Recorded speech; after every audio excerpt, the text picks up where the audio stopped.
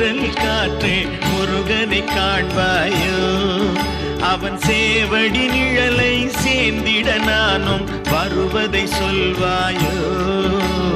செந்தூர் செல்லும் தென்றல் காற்றே முருகனை காண்பாயோ